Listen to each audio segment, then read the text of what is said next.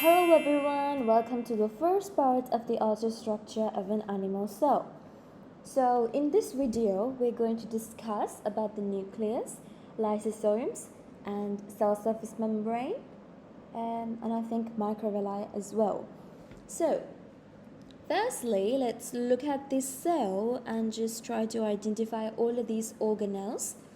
So here, this part, we've got the nucleus. When I zoom in, this part is the nucleus, and if you can see this part right here, this right here, that is the nuclear envelope, which is covering the nucleus. And inside the nuclear envelope, you can see the center. It's like a big dark spot in the middle of the nucleus. Now this is called the nucleolus. Inside the nucleolus also you have DNA, and the nucleolus is responsible for the production of ribosomes. And here we've got chromatin. This right here is chromatin, all of these. And here in the nuclear envelope, you can see that there are like spaces in between.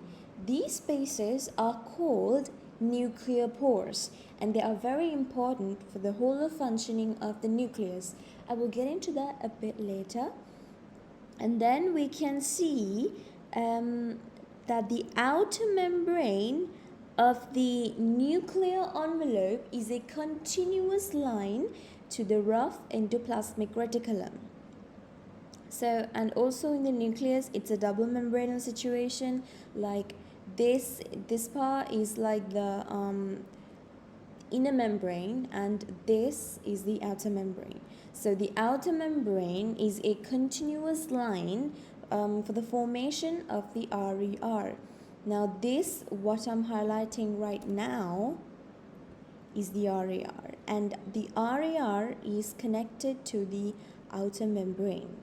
And then we can see that the RER, which is the rough endoplasmic reticulum, has little black dots on it. What are those little black dots? These little black dots are ribosomes. Specifically, they are ATS ribosomes. Okay. Now we have, yes. So here, from the end of the rough endoplasmic reticulum, we can see that these are like small vesicles which are being pinched off from the RER, and they all go in a formation to form something called the Golgi body. So all of these vesicles join together. As you can see here, it's a collection of three, and then it's like this is joining to this, and that is forming the Golgi body. Here we go. That is the Golgi body. And then here in the Golgi body also we can see that there are small Golgi vesicles which are being pinched off from the Golgi and then going off to the cell surface membrane, to which it can bind and go out of the cell through exocytosis to provide proteins and everything out of the cell. And there are some, in some cases, Golgi body actually makes lysosomes, which are digestive enzymes, which I will get into later. So obviously, if there are bacteria outside, you can just put that outside and it will digest the bacteria and everything. And all of these vesicles can actually go anywhere in the cell. Say if it wanted to go here, it will go here. And say the Golgi vesicles wanted to go here, where like proteins are needed and required for some function to take place, they will go there. Okay, now let's look at the mitochondria. This is the mitochondria, and here in the inner part of the mitochondria we can see that the inner membrane is folded in to form the cristae. Now I have explained about the mitochondrial function and the role of ATP in a separate video. You guys can go and watch it. I will leave the link in the description below. Yep. So moving on, we can see that these are the lysosomes. as you can see, this does not have an internal structure like the mitochondria, because it's literally just contains like digestive enzymes. That's it. And here we've got the smooth endoplasmic reticulum right here, these parts.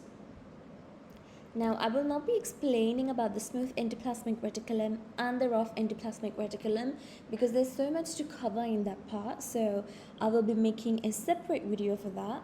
So stay tuned for that. And here is obviously the cytoplasm, this jelly-like structure. That is the cytoplasm. And then we have ribosomes just spread out in the cytoplasm. This and this and this and this and this. There's so many. So yeah. And then we have the centrosome with two centrioles which are right angles to each other. Now these centrioles actually form microtubules, which are these. Microtubules help in so many cases, like during cell division and so many stuff. And I will be doing about microtubules and centrioles in detail in another video, because again there's so much to cover. Yes, and I think that is pretty much it. Oh, I almost forgot. Microvilli, right? This is the microvilli. Now this microvilli is usually used for the binding to the host cell or something like that. So yeah. Now let's talk in depth about the nucleus. Okay, so firstly let's start with the nucleus, as it is the largest and the most important organelle in the cell. So when we look at the nucleus, we can see that there is the nucleolus, as we talked before, and then there's the chromatin, and there's the nuclear envelope, nucleopores. Now these are the 4 components which consist of this nucleus, right? So again, to name it, the 4 types of components which are in the nucleus are, it's the nucleolus, which is the dark matter containing place in the nucleus. It's very dark when you look through a microscope. So yeah. And then we've got chromatin, which are these, and then we've got nucleopores. We've got a pore right here. We have got a pore right here, and here and here. So yeah. And then we've got the nuclear envelope, which is a double membranal envelope. It has the outer membrane, which is a continuous line from the RER.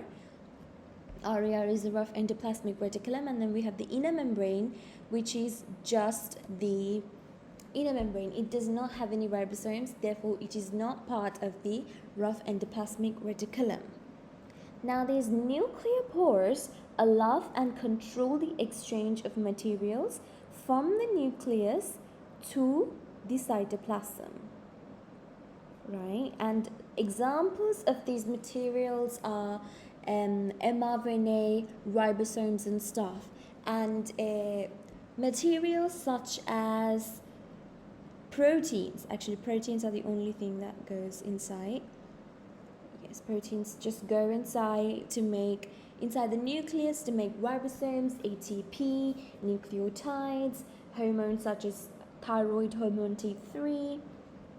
Yep, and in this nucleus we can see that this chromatin is actually, inside the chromatin there is DNA, which is not DNA, sorry, chromosomes, which are loosely coiled, right? So actually this is how it gets its name as chromatin, because the loosely coiled state of chromosomes is known as chromatin. Now I will write all of that, what I just said above, so that you guys can see and understand. Right, so here I've written the nucleus consists of the nucleolus, which is this, and then we have the chromatin, which is this part, and then we have the nuclear envelope, which is this, and it contains 2 membranes, which is the inner membrane and the outer membrane, and then we have the nuclear pores.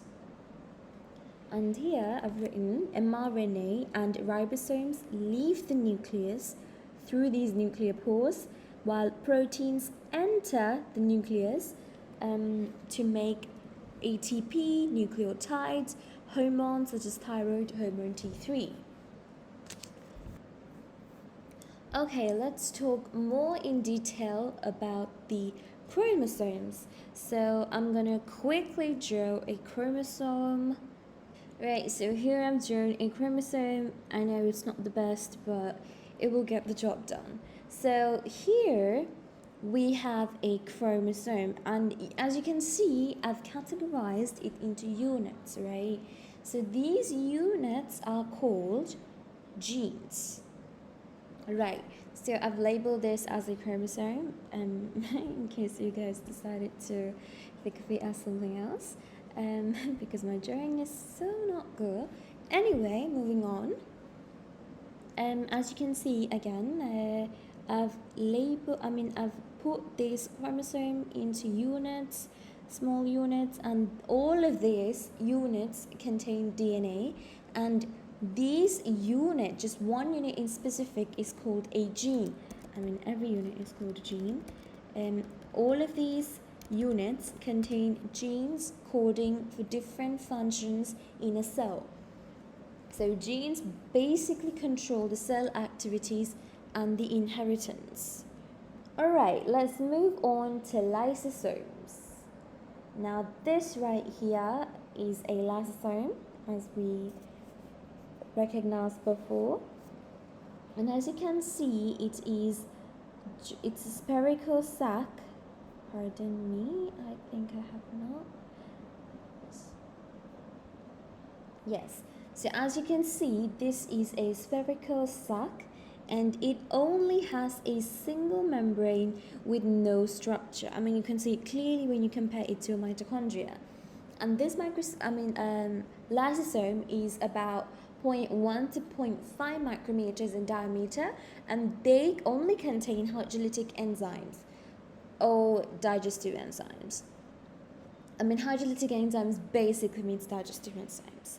And these enzymes must be kept separate from the rest of the cell because they actually digest. Like if you just let these enzymes just go freely in the cell, they'll probably digest the entire cell. And this is actually very useful, like when a bacteria or a virus infects the cell, it actually puts on this function. I think I read it somewhere called apoptosis, where it digests the entire cell. I know it's very interesting. You guys should read about apoptosis sometime. So yeah. So what these do is they go to old organelles or unwanted structures in the cell, and they just digest it. And specifically in white blood cells, lysosomes are used to digest bacteria. And sometimes these enzymes are also released outside the cell. They can just go towards the cell membrane and they bind with it, and then they release the enzymes. And if there's some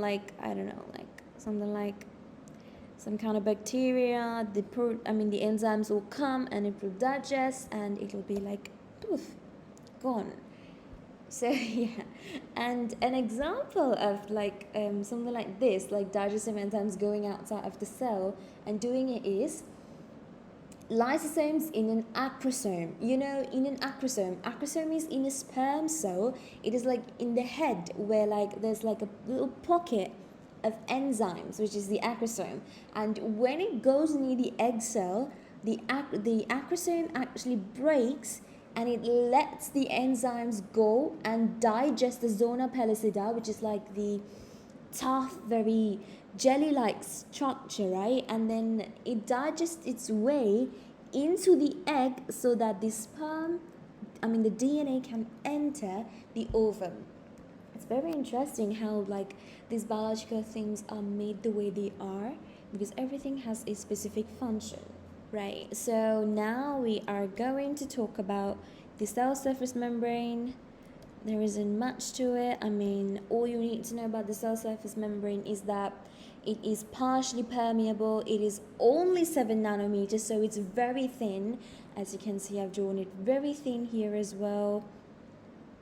And it has 3 layers. Now I will get to this in another video because it's much more complicated process to explain how the cell surface membrane has been made. So what you need to know just now is that it has a trilaminar appearance.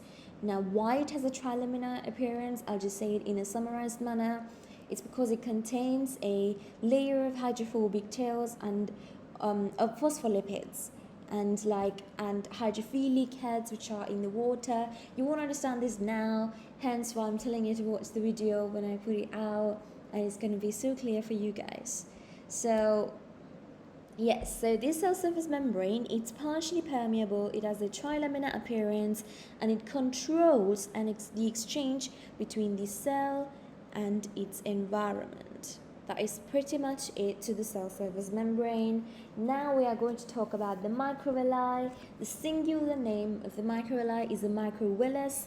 So we can see here, this right here is the microvilli. And in the microvilli, we can see that it is like a finger-like extensions from the cell surface membrane. Now, these microvilli, they are a type of epithelial cells. Now let me quickly write that so you guys can understand it. Right, so the microvilli, these are a type of an epithelial cell. So when you think of an epithelial cell, what do you think? Well, I think increase of surface area for efficiency and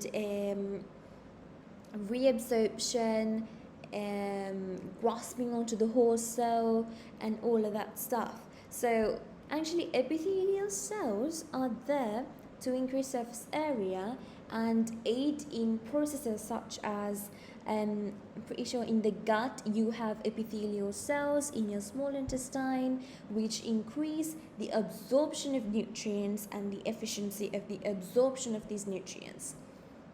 And also these epithelial cells are used in the reabsorption of water in the proximal convoluted tubules in the kidney.